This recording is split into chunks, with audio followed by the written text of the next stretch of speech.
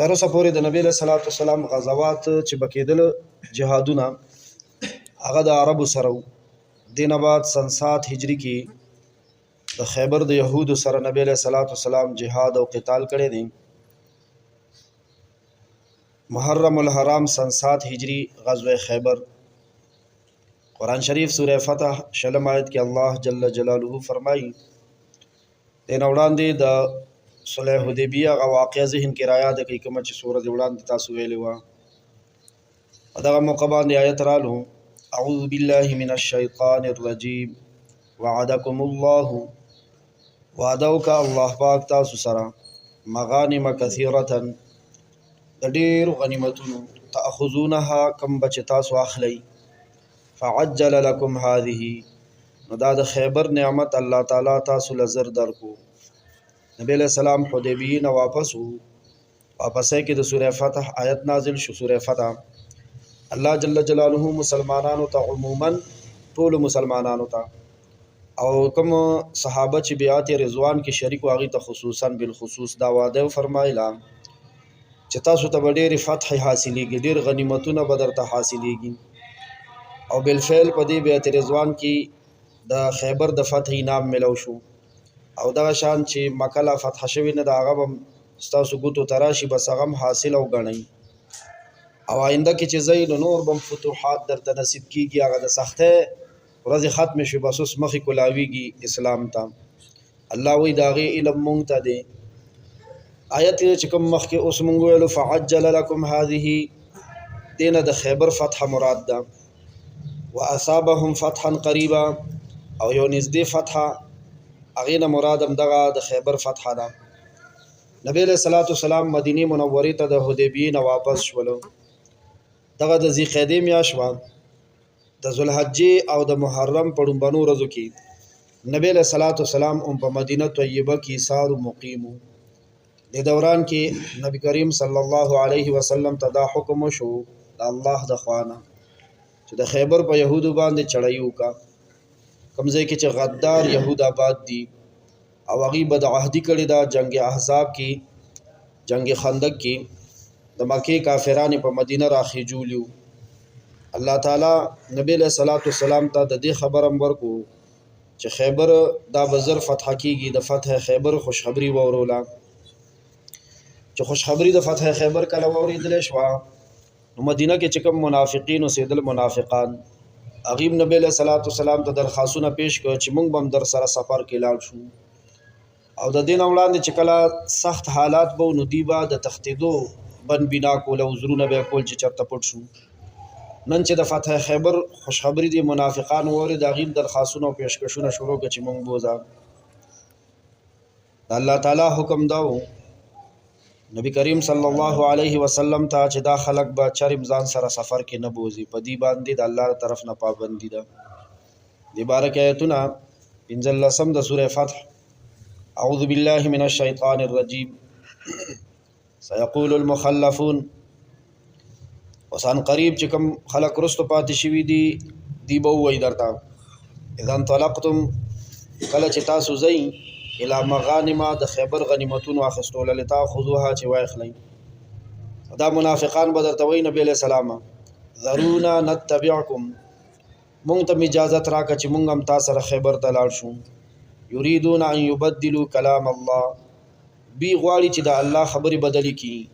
قل ورته ووایه لن تتبعونا تاسو مونږ سره چرې نه ځئ کذلکم همدقه شان قال الله من قبل الله ویلي دي وړاندې فسيقولون دا منافقان خبیثان وایي بل تحسدوننا نا بلکې تاسو مونږ نه سوځئ. تاسو مونږ چې خیبر ته نه بوځئ نو زمونږ نه تاسو حسد کوئ کینه هم د مونږ سره. بل کانوا لا یفقهون الا قلیلا الله وایي داسې نه ده مسلمانانو دي سره په مال غنیمت حسد نه و. دا خلق چې دي منافقان دا نه پوهېږي مګر ډېر لږ. حضرات صحابه کرامو په نظر کې ټوله دنیا د ماشي د وزر برابر قیمت هم نه لري.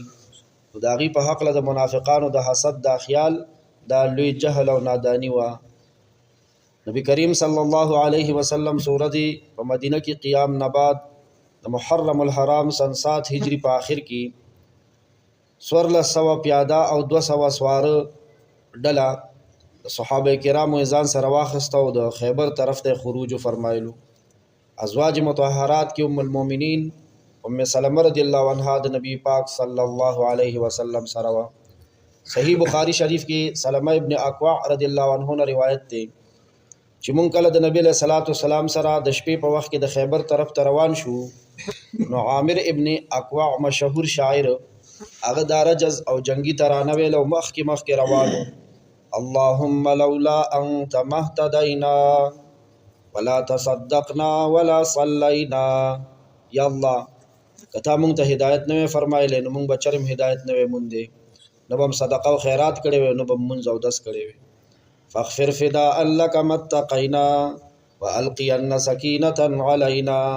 الله مونږ پتا فدا قربان تا چې کوم حکمونه مونږ ته راولېږل د هغې په بجاورۍ کې یا الله مونږ ته معافي وکړه او خاص سکینت او طمانینت د زړه سکون او چین مونږ باندې نازل کړه. الله بېچیني لرې کړه. وثبت الاقدام ان لاقینا انا اذا سیح بنا اتینا. وی کله چې مونږ دشمن سره مخامخ شو مقابلې دپاره خدای زمونږ قدمونه محکم کا او چې د جهاد او قتال دپاره کله مونږ را بللی شوي نو مونږ په منډه رسېدلي یو.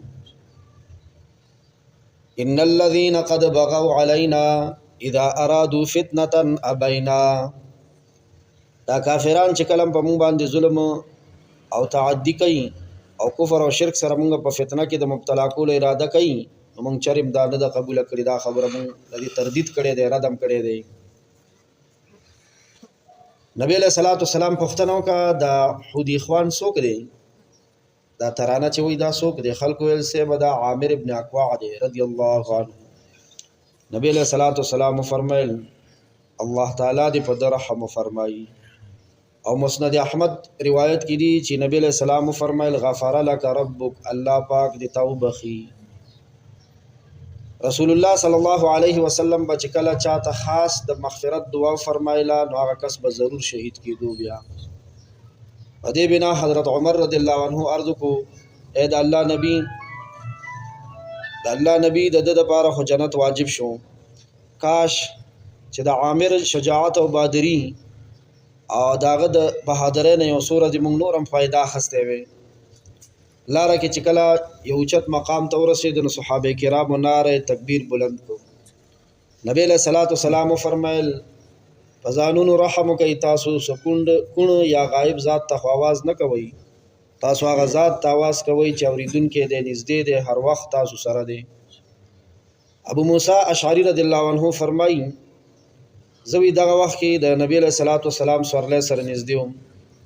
نبی علیہ الصلوۃ والسلام ماته د لا حول ولا قوة الا بالله ویل